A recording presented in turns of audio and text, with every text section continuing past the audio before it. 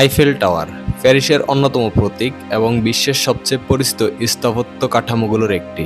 এটি ফ্রান্সের রাজধানী প্যারিসে অবস্থিত এবং প্রতি বছর লক্ষ লক্ষ পর্যটক এই চমৎকার কাঠামো দেখতে ভিড় জমান। আইফেল টাওয়ারের নির্মাণ কাজ শুরু হয় 1887 সালে এবং এর কাজ শেষ হয় 1889 সালে। এটির ডিজাইনার ছিলেন গুস্তাভ আইফেল, যার নাম অনুসারে এই টাওয়ারটির নাম আইফেল টাওয়ার হয়। প্রাথমিকভাবে এটি 1889 সালের বিশ্বমেলা উপলক্ষে তৈরি করা হয়, তবে পরে এটি স্থায়ী হিসাবে রেখে দেওয়া হয়।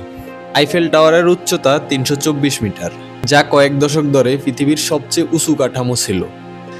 এটি 3টি পর্যায়ে ভাগ করা হয়েছে, যেখানে পর্যটকরা বিভিন্ন দিক থেকে প্যারিসের মনোরম দৃশ্য দেখতে পারেন।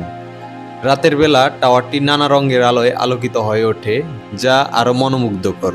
আইফেল টাওয়ার শুধু স্থাপত্যের দিক থেকে নয়, প্রযুক্তিগত উৎকর্ষতার প্রতীক হিসাবেও বিবেচিত।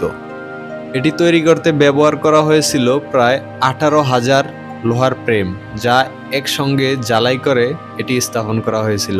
প্যারিস ভ্রমণে আইফেল টাওয়ার দেখা ছাড়া যেমন ভ্রমণ অসম্পূর্ণ থেকে যায়। এটি শুধুমাত্র ফ্রান্সের নয়, গোটা বিশ্বের সাংস্কৃতিক ও পর্যটন কেন্দ্র হিসেবে বিশেষ গুরুত্ব বহন করে।